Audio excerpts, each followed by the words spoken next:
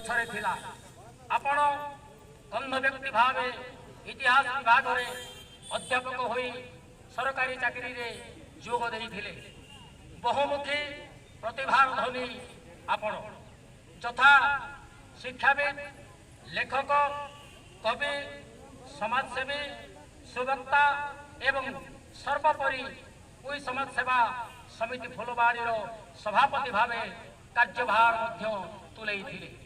आज बयसर अपराह्न एवं शारीरिक अस्वस्थता सत्वे निरंतर अनेक अनुष्ठान सह जड़ित एवं समाजसेवा को प्राथमिकता देई अछंती।